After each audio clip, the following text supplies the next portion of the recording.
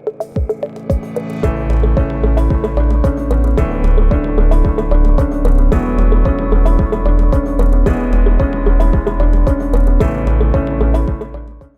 everyone, great to have you on. My name is Darshan Kulkarni. I am principal attorney at the Kulkarni law firm.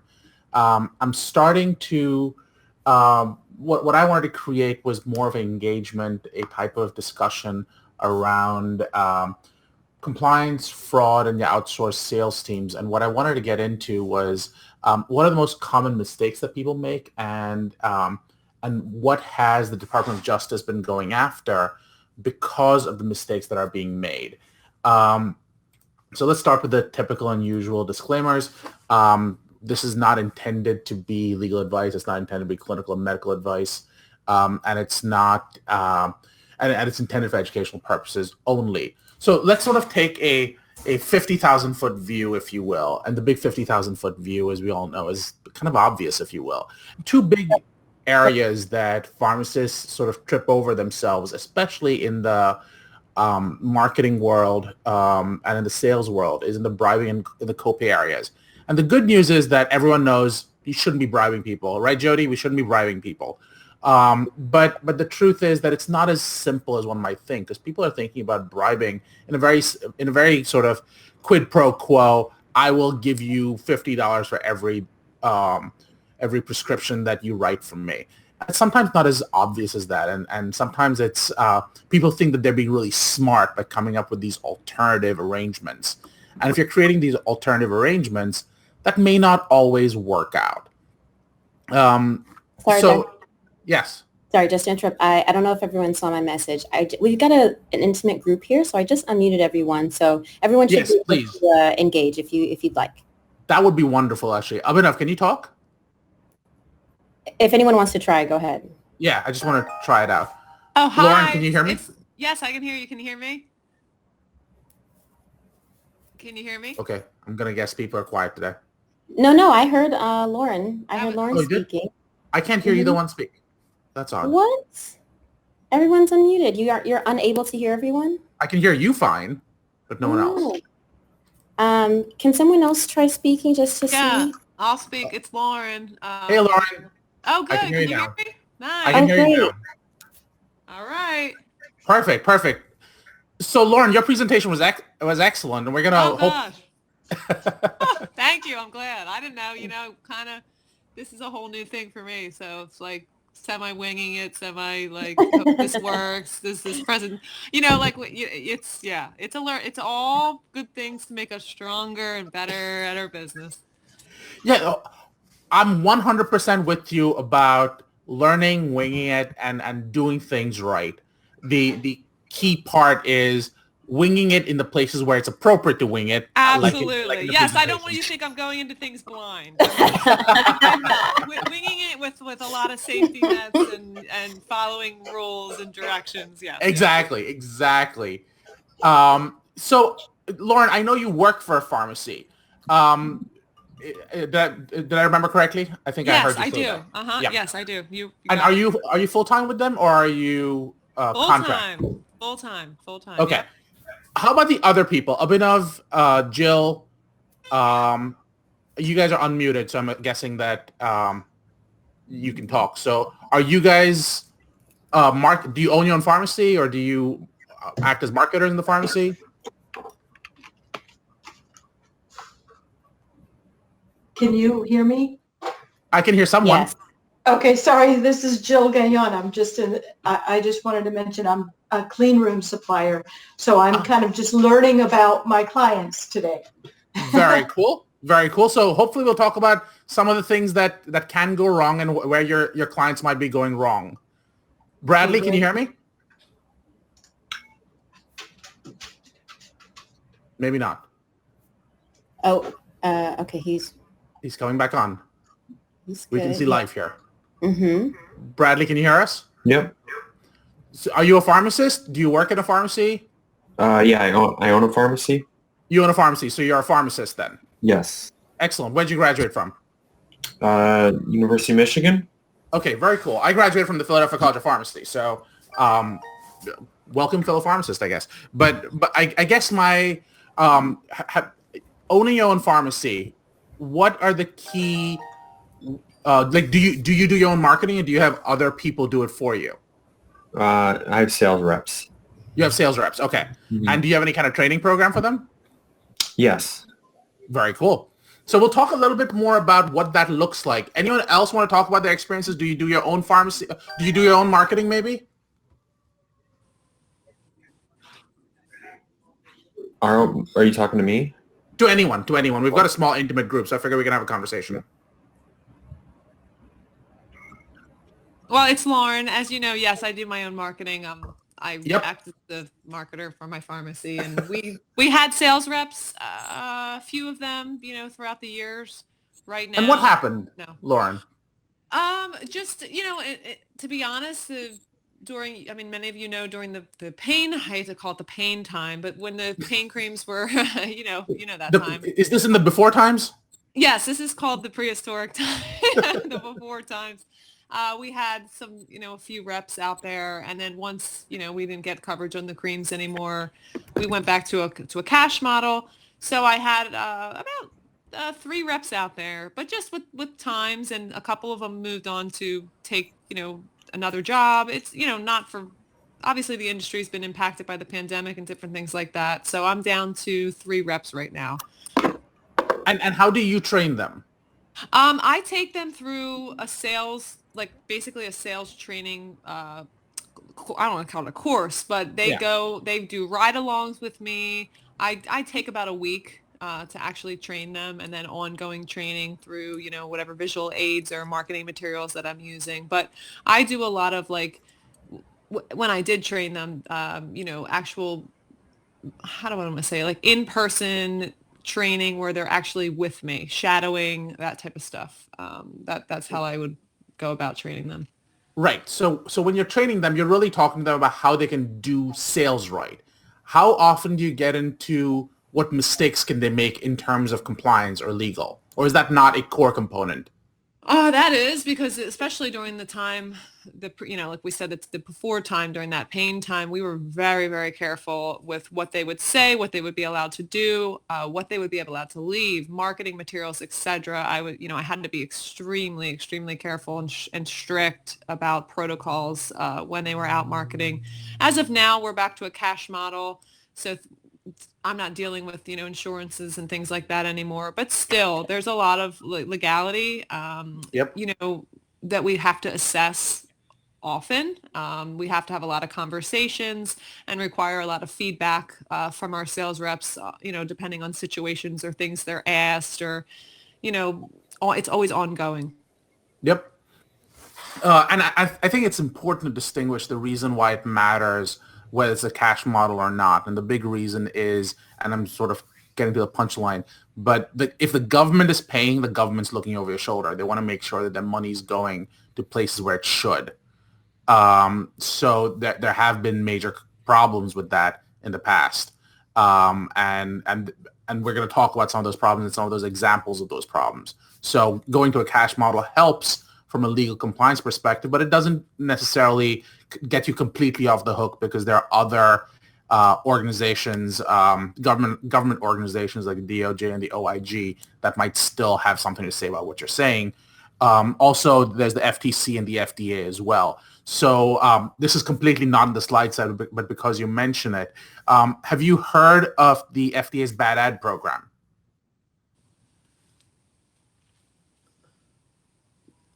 Lauren? I haven't. You haven't? Okay. Actually, no. Fair enough. No, and again, it's one of those things that a lot of people just simply aren't aware of. And the bad ad program really targeted pharmaceutical companies for the most part. The idea was that pharmaceutical companies would go in and their sales reps would say things that were inappropriate in terms of it didn't meet the clinical standards for evidence, or they were hiding the risks, etc. But what they really did using that methodology was they quote unquote deputized the physicians and pharmacists and everyone else to understand what you can and cannot say about drugs. The funny thing is that a lot of those components associated with the bad ad program are being carried over into things like compounding. And it becomes an opportunity for the FDA to sort of share its learnings across one division into other divisions. So from CDRH into the compounding area of the FDA. So just something to consider as you are continuing to train your people. What I want to start off with by doing is maybe talking a little bit about the core laws that come into play, especially when you're talking about Medicare and Medicaid billing. So the key laws that come into play is the False Claims Act, which is the FCA, the Anti-Kickback Law, which is AKL, and the Civil Monetary Penalties Law, that's CMP. There are also state laws that come into play, and when you're talking about state laws that come into play, the key piece there is that what your state allows for is something you have to consider. So, for example, does your state allow for your marketing reps to walk out without being licensed? And that actually may, if you are a quote-unquote manufacturer, according to the definition of the State Board of Pharmacy, you may need to register your sales reps. Now, the question is, as a compounding pharmacist, are you a manufacturer or are you a pharmacist? Becomes a question of, well, which one are you doing? If you're a 503A, very clearly you may not meet that definition of manufacturer unless that definition is a little wonky. On the other hand, if you're doing 503B compounding, that may very well change. So something to keep in mind as you are training your people. And then there's the last component, which is exclusion and disbarment. And the key component there is that if certain individuals have been excluded by your by OIG or by HHS, you are required by law to actually not enable them to be part of your facility if it does any kind of state or federal billing. And that becomes hugely problematic because the penalties there are pretty severe as well. So you are required to do background checks and the like. Something to keep in mind. Now, this becomes even more complicated when you start considering things like, in many cases, you have explicit requirements saying that people in your pharmacy do not use products that are without a prescription that are banned under federal laws. Well, what happens if you're dealing with individuals who are using cannabis? And that becomes a huge concern when you're in their training program. So these are just some of the issues, and I recognize it doesn't all fall into fraud, but the implications are on fraud. And I just want you to keep them in mind as you are both hiring people, training people, and enabling people to talk to physicians on your behalf. All of this really flows around a core component known as fair market value, and whether you're paying, and Sunshine Act doesn't really apply in the case of pharmacy, but whether it's the False Claims Act or whether it's the Anti-Kickback Law, are you paying too much for something? Is the government paying too much for something that they shouldn't be? And that's really the question that comes about. So what is fair market value? It's one of those things that no one really has a clear number on because there is no clear number. I'd actually taken a friend of mine who works in the Department of Justice and asked her, well, do we want to talk about what is a clear fair market value for, say, a pain cream? And her thing was, well, it depends on who you are. How have you done that assessment? I'm not going to sit here and tell you what is fair market value because that can change. The types of resources you use to figure this out will change. So if you are the largest compounding pharmacy in the country and you're making millions and millions of dollars worth, well, maybe you should do a better job in figuring that out than if you're a mom and pop store and you're making a good faith effort going, you know what, this is what my competitors are charging. Maybe there's a little bit more of a detailed, a little bit less of a detailed discussion we can get into. But here's here's some definitions that have sort of come out. The IRS basically comes out and says it's the price that a hypothetical buyer and seller are assumed to be able to pay, basically. So hypothetical buyer and seller are assumed to be able as well as willing to trade or to be well informed about the property and concerning the market for such property. So i.e. they are they're basically coming at it from an arm's length transaction perspective. And what is fair market value? It's the price at which the property would change hands between a willing buyer and a seller when the former is not under any compulsion to buy and the latter is not under any compulsion to sell, both parties having reasonable knowledge of relevant facts. So that's sort of the 1,000-foot view perspective on this. There's also HHS, which has, and HHS, for those of you who aren't quite familiar, that's the parent organization for CMS, which lands up doing your Medicare and Medicaid billing. But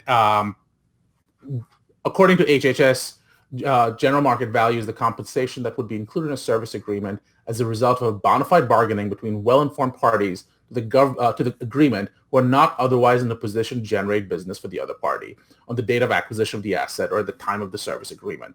So again, and that's a regulatory point right here, as you can tell. It's 42 CFR 411.351. The point being, you want to have an arm's length transaction. You don't want to be overcharging or overbilling for it. And you don't want to pay people off to make sure that the billing happens in a way that's not appropriate. The other laws, and we've sort of hinted at this a little bit, is the False Claims Act. And what that is essentially the whistleblowers you've seen. And in the case of pharmaceuticals, we're all aware of the multi-billion-dollar fines that have been paid out. But essentially what it comes down to is these actions brought by the Department of Justice. It goes to the whistleblower key time provisions to allow individuals to bring actions in the name of the government. So when you see those $100 million fines that are being paid out, what's often happening is that the whistleblower gets to keep a huge component of that. And actually, there have been cases, and we're going to talk about them, where whistleblowers are taking components of the fines being levied against pharmacies as well. So we'll talk about that a little bit further. The key piece here is that the pharmacy does not need to have had a specific intent to defraud. So it's not like you need to have gone in today going, you know what, I'm feeling like I want to defraud the U.S. government. That's not necessarily a core component of the fact that you may have actually landed up defrauding anyways. So you need to do some good faith due diligence. You need to take appropriate steps to make sure that you're not encouraging inappropriate prescribing. You need to take appropriate steps to ensure that you're not charging too much for a product that you shouldn't be. You need to make sure that you're not double billing. You need to make sure that if you bill for something that was not given, you then reverse that transaction, if you will. Each of those might be a claim under the False Claims Act. So let's go back. Here's what the False Claims Act actually says. Any person who knowingly presents or causes to be presented a false or fraudulent claim for payment or approval, or who willingly makes, uses, or causes to be made or used a false record or statement material to a false or fraudulent claim. That all looks super, super dense. Here's the key piece of those. Number one, presents or causes to be presented. This is the key component here. Presents or causes to be presented. And the reason that matters is because if you are the pharmacist, you are the one who's actually filing the claim. Even if the doctor wrote for it, you're the one who's presenting or causing to be presented the false or fraudulent claim.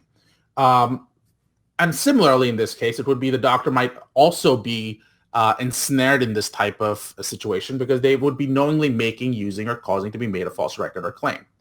And so what's the penalty? The penalty to the U.S. government is $5,500, not more than $11,000 plus 3 times the amount of damages, which is why, and that's per transaction.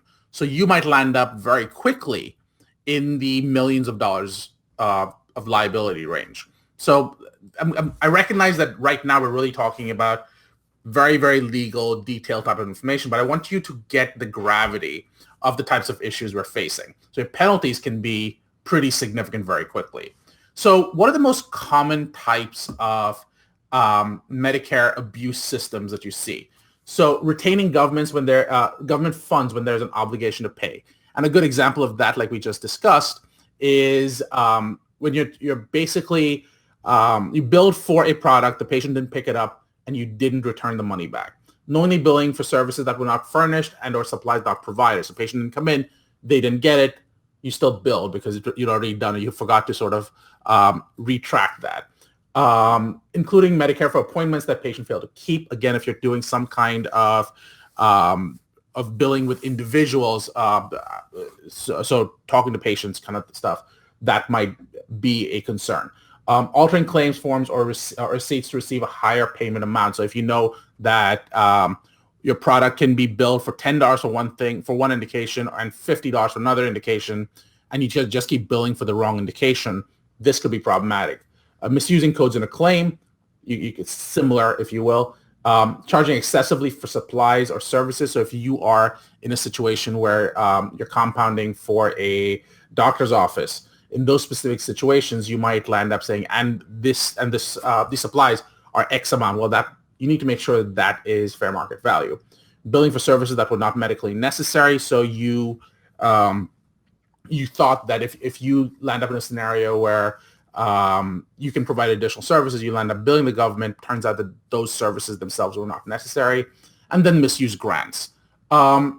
So let's sort of talk a little bit about the anti-kickback law, and then we'll get into real situations of what's happened already. So the key difference between the False Claims Act and the anti-kickback law is there's no private right of action. So while the what does that actually mean? That means that you cannot sue sue on behalf of the U.S. government. Only the U.S. government can sue. However, a anti-kickback law violation not necessarily results in a violation under the False Claims Act. So that becomes interesting as well. Key piece again here: knowingly and willfully solicits or receives any remuneration, including any kickback, bribe, or rebate, directly or indirectly, covertly, in cash or in kind. Key piece there being, if you're part of any system, for example, Lauren is taking care of her pharmacy, and let's say she, and we're not saying this about Lauren because we know she's training people appropriately, but let's say she didn't train people appropriately and basically went to the doctor and said that, you know what, Dr. Smith, I'm going to give you a vacation to Hawaii if you prescribe $50,000 worth of my product. In that specific instance, even though no cash changed hands, the fact that there was a remuneration that was exchanged, that would be potentially problematic. And it's all about referring services or item or service for which payment may be made in whole or in part under a federal healthcare program. And then there's a lease component. So again, the other part of this that's important to recognize is that in the case of something like the anti-kickback law, you have to be aware that, how should I put this? I've seen pharmacists come in with more innovative arrangements, shall we say. And what that means is, you know what, Dr. Smith, how about you become a tenant in my building? I won't charge you, just direct all your patients to me. And you don't have to pay me rent, or if you do have to pay me rent, I'm going to just look the other way if you don't pay your rent on time or don't give enough rent at all. That would potentially also be a violation of the anti-kickback law. Another version I've seen is where someone will say, you know what, Dr. Smith, you can have 5% of my pharmacy, or I can have 5% of your medical practice. And that can cause problems by itself because you start getting into violations of what's called the Stark law. So keep a lawyer sort of, if you need to run these things by someone, just keep them available to ask questions. Again, you don't need to have had actual knowledge of the section or specific intent to defraud. So it all turns on your intent. And again, you want to look at the types of exceptions that may be available to you. Penalty, again, is up to not more than $25,000 or imprisonment for not more than 5 years or both. So if you think that you've got $25,000 to give away or 5 years of your life to give away, maybe it's not such a bad thing for you. Step by step, again, the way you want to do this is you want to identify if there's any kind of relationship. So if you are in any way able to generate federal healthcare business, including if you are a purchaser, benefit formulary, you serve on a formulary committee, or if you're a pharmacist, you may very well be subject to this. And if one of the purposes of the remuneration is to induce or reward the referral or recommendation of the business. So like we said, in the case, there's nothing fundamentally wrong about saying, Dr. Smith, I want you to be able to rent in my building. I own the building. I just want you to rent. No big deal. However, if you start looking the other way, that becomes problematic if he doesn't pay up. And here are the potential problems in anti-kickback with a potential anti-kickback relationship. It might skew clinical decisions. It might undermine the clinical integrity of the formulary process. It may involve providing information to decision makers, prescribers, or patients, and the information itself may not be as accurate as you want it to be. It may actually increase the cost of federal healthcare programs, which is why they actually end up carrying. It's designed to circumvent the Medicaid rebate program, which is the best price calculation. So what that really ends up meaning is you have to give Medicaid the best price, and this might be a way to say, you know what, I'm going to give you, Dr. Smith, a sweetheart deal, and that may violate the best price calculation that you have to do. And then there's a risk of overutilization or inappropriate utilization, which we talked about a little bit before. And then finally, does it raise patient safety or quality of care concerns, which if you are affecting clinical decision-making, it's likely that you'll have a claim under that. So we've spoken a lot about the information. Before I jump into the actual examples, like in this specific instance for Centurion compounding, does anyone have any questions? Lauren, I went through really quickly, and you're the only one. You and Abhinav. Oh, someone has a question. Confirm if they have a minimum of, one of the bedrooms downstairs, a bedroom and a bath, all. Oh, sorry. I don't know if that was for you, so I just went ahead and unmuted her. Thank you. I don't think that was for me, Whitney. Thank you. Anyone have any questions before I jump in? Oh, okay. We'll keep going, and we'll see where it takes us. So an example of this is Centurion compounding. So what they did was Centurion is a marketing firm that employed sales representatives to market compounded prescription medications specifically for pain and scars, just like what we were talking about, Lauren, in those before times. And those beneficiaries in those before times were part of federal healthcare programs, including TRICARE. Here's what they did. Centurion entered into an exclusive illegal kickback scheme with Pinellas County county-based Life Care Pharmacy, where Centurion agreed to share equally in the profits from the claims paid by the healthcare programs. So essentially, the situation was if the pharmacy makes $50 from the claim, Centurion gets to keep half of it, and that was deemed to be illegal. So what happened in that specific instance? They pled guilty in federal court to committing healthcare fraud with the owners of the now closed Life Care Pharmacy in St. Petersburg, which you see on the right hand side here, and Dr. Anthony Baldizzi of Tierra Verde. So essentially, they landed up being Frank V. Monty and Kimberly Anderson were sentenced to 24 and 18 months in federal prison. Monty and Anderson also forfeited more than $3 million in property and luxury vehicles, including, and this is where it really starts hurting, a Lamborghini, a Porsche, a Ferrari, a Ford GT racing car, a McLaren, and a Mercedes. So if you just happen to have those lying around, I would be scared. Questions, comments about what happened there?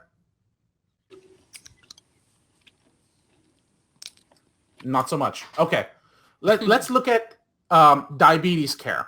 So this was actually owned by a private equity firm, and they landed up with a $21.4 million settlement with the Department of Justice. And the claim was that they orchestrated a $70 million kickback scheme to recruit beneficiaries for TRICARE for quote-unquote medically unnecessary prescriptions. So it's not just, well, Dr. Smith, why don't you send people to me? But are you coercing Dr. Smith to send patients who don't actually need medications? And that's the question you want to look at. So in this specific instance, Patient Care Pharmacy, owned by RLH, which was the equity firm, paid $21.4 million in settlement. Let's look at the next one. We've got Physician Specialty Pharmacy, and they were charged with fraudulent claims for prescriptions for compounded pain cream, scar cream, and wellness capsules. So again, in those before times when we were talking about pain creams and scar creams, Fisher was the pharmacist. He or she, I don't actually know, but Fisher agreed to fill Fisher agreed to fill prescriptions at his pharmacy, knowing that they were not based on legitimate doctor-patient relationships. In exchange, Fisher paid commissions to the marketing representatives who recruited patients to receive the compounded drug prescriptions. So essentially, people came with a prescription. He didn't check into it, didn't see if it was appropriate, landed up filling them. The penalty was wire fraud, healthcare fraud, 20 years of imprisonment, and the maximum penalty is for conspiracy to commit money laundering is 10 years imprisonment. So that's what they're facing right now. So these are all live, active cases that are going on as we speak. Wow. Smart Pharmacy. In this specific instance, charges were brought against Smart Pharmacy Inc. and SP2 LLC, two compounding pharmacies. The government was also brought claims against Gregory Ballatin, a co-owner of the pharmacies, for his involvement in the alleged schemes. Here's what the DOJ alleged. The pharmacies improperly included the drug aripiprazole, an antipsychotic, in compounded pain prescriptions in order to boost the pharmacy's reimbursement for the prescriptions, while knowing that there was not an adequate clinical basis for adding aripiprazole to the compound, i.e., does that medication need to be there, or are you just trying to sort of up the amount of money you make? So it's not just was the prescription written and now I don't have to look at it, or should that drug even be in there? The complaint alleged that by including the drug in the pain creams, the defendants substantially increased their reimbursement for prescriptions for the creams for Medicare Part D and TRICARE. Additionally, and this is where I always sort of struggle, the pharmacies routinely waive patient co-payment obligations. So how often have we all, I remember working in a pharmacy and patients coming in saying, crap, I don't have my medication and I don't have the $5 copay. I really need this medication. We go, you know what? Don't even give it to me. We'll worry about it later on. Here, take the prescription. You think you're doing it for the greater good. You're doing it for the patient. But if they see this as a consistent pattern, if they see this as a way you're sort of bringing patients in, and remember, these people, the DOJ is doing essentially Monday morning quarterbacking. So in those situations, you want to make sure that what does this situation look like after the fact? The complaint alleges the defendant crushed pills of aripiprazole, compounded them to compounded creams, and then provided it to active military personnel, retirees, and their families. So that's still in play. I'm sorry, someone had a question? No, I was just responding. Yeah. Actually, I have run into Smart. They're in like northern Florida. I ran into them a lot throughout my career. And not too long ago, maybe a few years ago, they were in a couple offices on the east coast of Florida when I had the territory over there. Are they still active? Like, I know they're going through this. Are they completely shut down? It doesn't say, actually. I think they may have to pay some bills. Right. But I don't know if they've been stopped. They may very well have been stopped. Because it wasn't, I would say it was maybe about 1 or 2 years ago that I still was in an office and they mentioned using them. And I thought, wow, because I've known, I've kind of known through the grapevine that they've, well, let's see. I think they're still active because I just did a quick, Smart Pharmacy, Florida. They seem to be open right now, actually. So I'm guessing they aren't closed. Wow. Interesting. Greg is, he's got his website. He's come up. Fourth generation pharmacist, detail oriented, blah, blah, blah. Yep. With Bill Scroggins. So yeah, I've met Greg many years back. So I'm kind of taken back. They're resilient, I guess. They are resilient. And again, they might be not guilty for all we know, but these are the claims being brought as we speak. Let me see if I can find the exact date as well.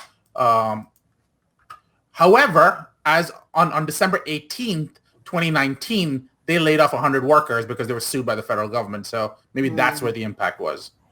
Perhaps. Okay. DOJ. This is the best part about doing these slides online.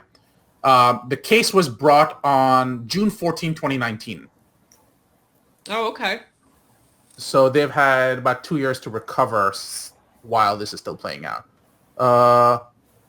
There's been no determination of liability since that, as of June 14th of 2019. Okay. Let's look at Vital Life. Do you know these guys? No, but not familiar with them. Okay. So they were engaged in an illegal kickback scheme to induce the referral of compounded drug prescriptions from TRICARE and Medicare beneficiaries. What did they do? They paid kickbacks to a third-party marketing company to solicit prospective patients for compounded drug prescriptions, regardless of patient need. So if you're seeing a trend, this is the second time we've seen that, regardless of patient need. Essentially, we found patients, we got a prescription, give us drugs, because you can bill the federal government for it. The marketing company arranged for the prescribers to sign these prescriptions, which would then refer to age vial to be filled. So again, this might be a place where you start thinking about, well, we've got a local prescriber who could sign it, but think about more of these national chains that have telehealth components to it. And are these being filled in an appropriate way, getting the appropriate oversight? The kickbacks to the marketing entity allegedly consist of a substantial share of the pharmacy's TRICARE and Medicare reimbursements. So this was all sort of being brought into question. So again, the type of relationship you have with your marketing company comes into play. So having your own internal team has some advantages because you aren't doing sort of a profit share. On the other hand, there are some disadvantages because now you can't really claim that I didn't know what they were doing because they're part of your company. So you need to have a good sort of training program in place for that. Let's look at nationwide compounded care. So in this specific instance, Spell and his co-conspirators waived TRICARE's requirement that a beneficiary make a co-payment. So again, these guys just waived the co-pay. Instead, the Spell and his co-conspirators had their employees purchase prepaid debit cards and money orders to use towards a co-payment for a beneficiary, with Spell and his co-conspirators reimbursing their employees. So again, this became a way of sort of diverting funds. And essentially what happened was they paid kickbacks and bribes to marketers in order to obtain prescriptions for compounded medications from prescribers or beneficiaries who are covered by the most lucrative healthcare benefit programs, including TRICARE. The compounded medications were not medically necessary for the treatment of beneficiaries. So what happened to this person? The pharmacy owner was sentenced to 10 years in federal prison for his involvement in a $243 million compounding pharmacy fraud scheme. So we're not always talking about just little mom and pop stores. This is obviously major players. Empire. Lauren, do you know Empire? I'm going to ask you about these all. I'm not familiar with Empire. Okay. Any questions so far? Are any of you guys seeing a theme? Are any of you guys doing things that are making you go, I better check into this a little bit more? And it may not necessarily be illegal, but it is important to double check and sort of get a second look at them, if you will. Mm-hmm. I agree. I think you're giving a lot of good information. I mean, obviously, you think about just obvious things like, oh, yes, I'm not going to take money from, hand the money to a prescriber. But there are these little intricate things that you think you might be actually following the rules and doing the right thing, but they're illegal. And that's where I think people can really need to, like you said, contact a lawyer. There's a lot of fine little intricate things that play into this, especially when you're doing any type of sales or marketing. And I think it's really important to reach out and not assume, because maybe you have a friend or a colleague that runs this type of business and that's how they do it. Exactly. Not smart. Exactly. So let's talk about Empire. Empire was charged by a complaint of 1 count of conspiracy to commit healthcare fraud and 1 count of conspiracy to pay illegal kickbacks to a doctor. The conspiracy included billing health insurance companies for medically unnecessary compounded prescriptions. Peter Frazano of Randolph, New Jersey, pled guilty, knowingly causing the billing of fraudulent claims for medically unnecessary prescriptions, such as scar creams, pain creams, and metabolic supplements. To ensure that a physician prescribed compounded medications regardless of medical necessity, Frazano and a conspirator recruited a doctor to sign prescriptions ordering compounded medications without ever examining or interacting with any of the individuals who were to receive the medications. So again, think about a lot of these national pharmacies that are doing exactly this, saying that it's telehealth. That's where you start. If there's no interaction, if they're saying, oh yeah, we'll just take a look at it. Well, you might want to interact first. What they would do is they'd begin by filing prescriptions for expensive specialty medication that require prior authorization. They then entice doctors to use Empire for specialty medication prescriptions by showing that, amongst other things, Empire received prior auth approvals more successfully than any other pharmacy. To do that, he directed Empire employees, including 2 pharmacists, to repeatedly falsify prior auth forms for medications for various conditions, including psoriasis and Hep C. In recorded conversations, Stindler admitted to his and Empire's practice of falsifying prior auth forms in order to receive approval for medication that would otherwise have not been approved. Stindler and Empire received approximately $2 million in Medicare reimbursements from Medicare, Medicaid, and other insurance carriers that they otherwise would not have received. They paid bribes to a psychiatrist in Hudson County, New Jersey, and induced the doctor to send prescriptions to Empire. They also delivered bribe payments to the doctor. On occasion, Stindler secreted cash bribes in $100 denominations in pill bottles that were delivered to the doctor. This is like straight out of a movie. In exchange for the bribes, the doctor steered patients to Empire Pharmacy, even though the patients used other pharmacies closer to their homes for all their other medications. So again, steerage is a major issue. New York actually has some laws against patient steerage.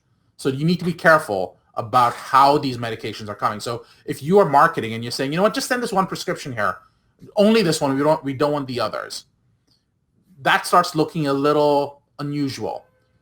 A lot of companies have started going down the cash route and said, you know what, I don't want to deal with insurance companies.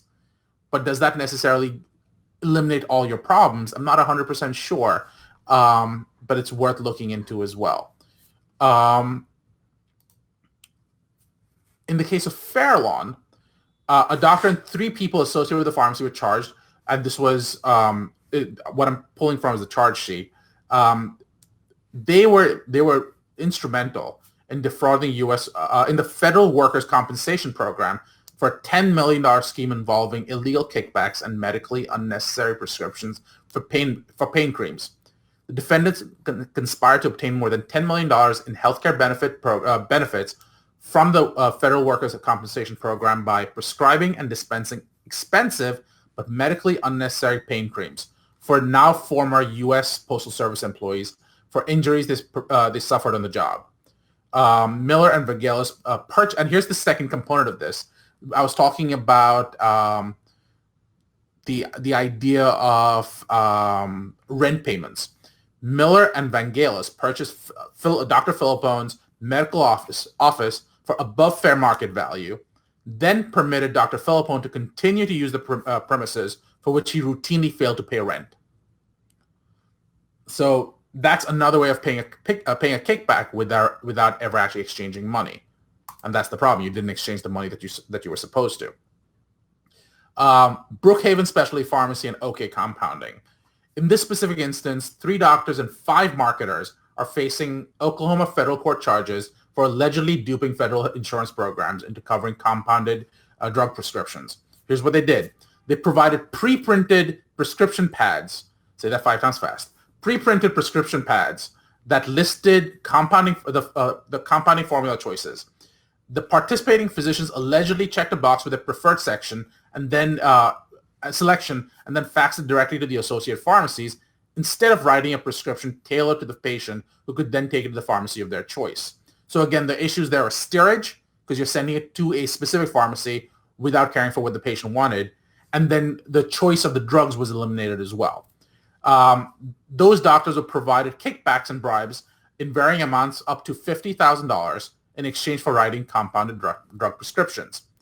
There were, again, various sham business arrangements, including contracts, where physicians perpetrated to serve as medical directors or consulting physicians for the pharmacies. So you just say, you know what, you are a medical director, I'm going to pay you a bunch of money, but you don't actually have to do any work. The doctors were also recruited as quote-unquote medical directors for a university study. So, so that's an example of what's called a seeding trial.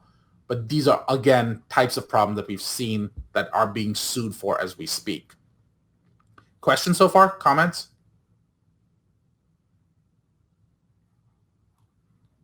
Okay. Let's take the next one. Primate pharmacies. For those of you who might be wondering, these guys are now closed. They operated as a specialty pharmacy out of Union City, New Jersey, in the Bronx, and they were involved in a $99 million scam. If they would have done one more million, they would have had a clean $100 million. They were charged with healthcare fraud, wire fraud, and conspiracy, and they were punished by a maximum of with a 20-year prison sentence, and healthcare fraud carrying a 10-year maximum sentence. Here's what they did. They paid bribes and kickbacks to doctors and to doctors' employees to steer the prescriptions to primate pharmacies. This was done using expensive meals and payments by cash, check, and wire transfers. They paid an employee to work inside the doctor's office for the doctor's benefit. So it's not just I gave a certain amount of money, I paid for an employee for you. They also billed health insurance providers for prescriptions that were never provided to the patients. So obviously hugely problematic. Suing the marketer.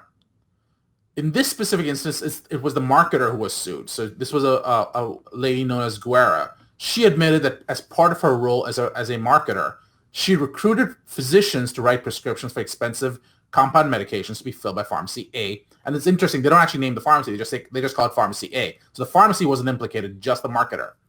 And for which the pharmacy would bill federal healthcare programs. The owner of the pharmacy paid Guerra approximately $7.5 million in return for compound prescriptions written by the physicians that Guerra recruited. In turn, she paid a cut of the payments from Pharmacy A to the prescribing physicians. She admitted that she paid approximately $2.1 million in kickbacks to one of the physicians sending prescriptions to Pharmacy A, identified in the criminal information as Dr. 1. So again, she was the one doing the pay splits. The pharmacy had no idea this was going on. So sometimes sales reps think that they can be smart by sort of hiding this, and the DOJ has found these types of situations before, as you can tell here. There's another situation similar. Frusci and Kalaba were sales representatives of Company A, a New Jersey marketing company, a company of compounded prescriptions. They were part of a large scheme to defraud the Metropolitan Transit Authority of more than $2.8 million for the billing of medically unnecessary compounded prescriptions. So again, you're seeing another trend come up, which is billing for workers' compensation and federal healthcare programs. To convince the MTA beneficiaries to obtain medically unnecessary compounded prescriptions, Kalaba paid them monthly cash bribes of about $100 per prescription. So this is actually paying the individual beneficiaries $100 so that they can fill a prescription at your pharmacy. To ensure physician-prescribed compounded medications, regardless of medical necessity, they were referred to telemedicine physicians who were paid by Company A and its affiliates. So again, this was someone who thought that they were being really smart by using telemedicine physicians and sort of cutting out the middleman. So the big trends we're seeing, you're seeing a lot of compounding pharmacies being the target, which is why we're talking about this, especially in Florida. There's an uptick in opioids, as you can tell. The kickbacks are consistent in that they often use some version of a telehealth option. If you're a large pharmacy, you're especially being targeted in the New York area.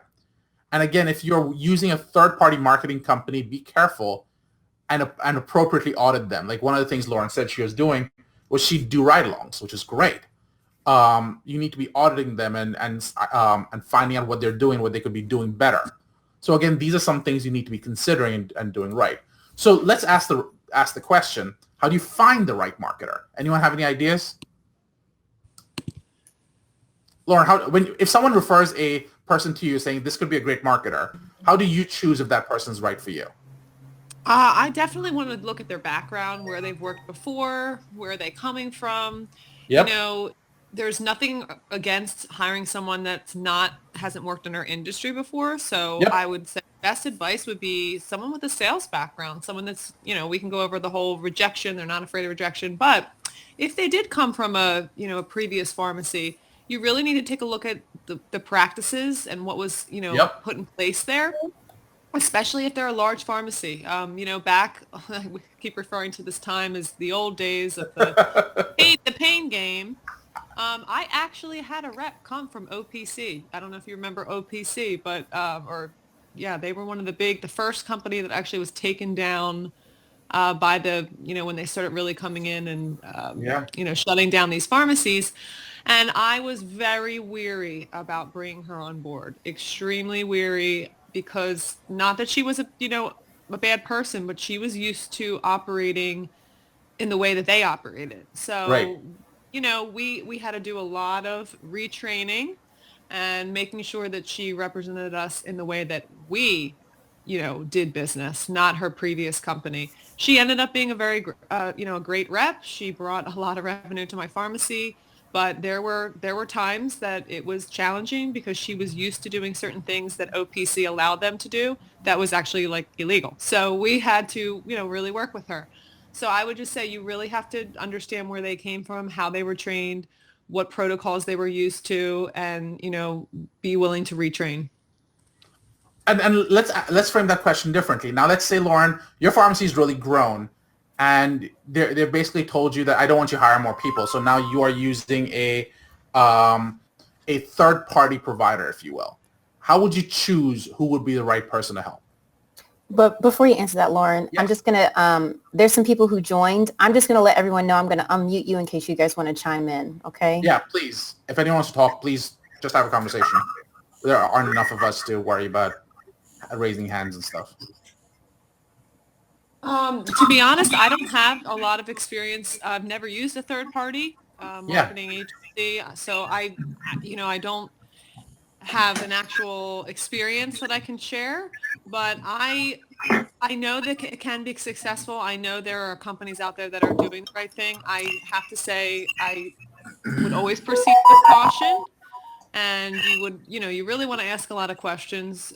You really want to know start to finish how they conduct business. Those would be things that I would want to know, as a business owner, as this head of marketing for my pharmacy. Yeah. Anyone else want to add to that?